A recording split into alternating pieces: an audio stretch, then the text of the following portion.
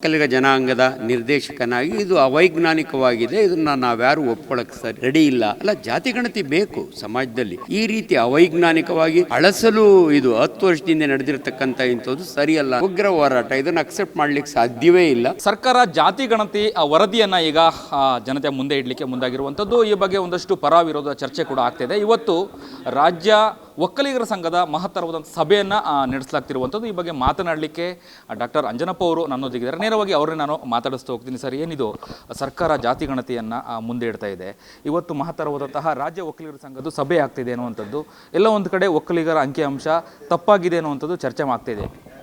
ನಾವು 35 ಜನ ನಿರ್ದೇಶಕರಿದ್ದೇವೆ.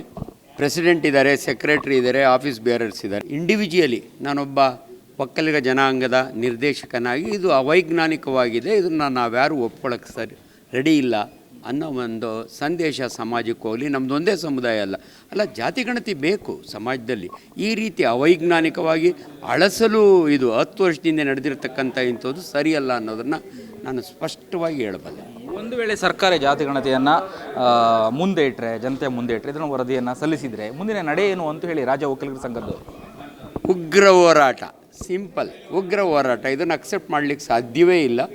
ನಮ್ಮ ಸಮುದಾಯದ ಜೊತೆ ನಮ್ಮ ಜವಾಬ್ದಾರಿ ಇದೆ ಒಕ್ಕಲಿಗರ ಸಂಘದ್ದು. ನಾವೆಲ್ಲರೂ ಸೇರಿ ಉಗ್ರ ಹೋರಾಟ ಮಾಡಿ ಇದನ್ನು ಅನುಷ್ಠಾನಕ್ಕೆ ಮಾಡಲಿಕ್ಕೆ ಬಿಡೋದೇ ಇಲ್ಲ. ಈಗಾಗಲೇ ಏನು ಅಂಕಿಅಂಶಗಳು ಸೋರಿಕೆಯಾಗಿದೆ ಅನ್ನುವಂತಹ ಮಾಹಿತಿ ಪ್ರಕಾರವಾಗಿ 6ನೇ ಸ್ಥಾನ ಇದೆ ಅನ್ನುವಂಥದ್ದು. ಈಗ ನೀವು ಆಗ್ರಹ ಮಾಡ್ತಿರೋದು ಹೇಗೆ ಅಂತ?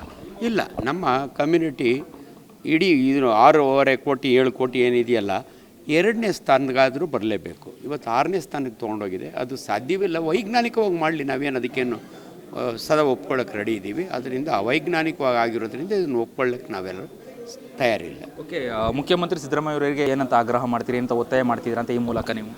ಇಲ್ಲ, ಡೆಫಿನೆಟ್ಲಿ ನೀವೇನು ಮಾಡ್ತಿದ್ದೀರಲ್ಲ, ನಮ್ಮ ಮುಖ್ಯಮಂತ್ರಿಯಾಗಿ ಇದು ಈ ರೀತಿ ಮಾಡೋದು ಸರಿಯಲ್ಲ ಅಂತ ಅವರಿಗೆ ನೇರವಾಗಿ ಹೇಳ್ತೀವಿ. ಅದರೊಳಗೇನು ಭಯ ಏನು ಬಂತು?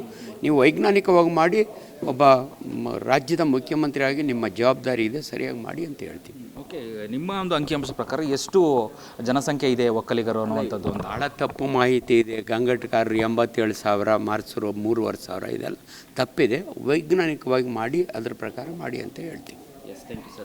ಇದಿಷ್ಟು ಡಾಕ್ಟರ್ ಅಂಜನಪ್ಪ ಅವರ ಮಾತಾಗಿತ್ತು. ಕ್ಯಾಮ್ರಾ ಪರ್ಸನ್ ಉಲ್ಲಾಸ್ ಜೊತೆ ಅಭಿಜಿತ್ ಗಣೇಶ್, ಕರ್ನಾಟಕ ಟಿವಿ, ಬೆಂಗಳೂರು.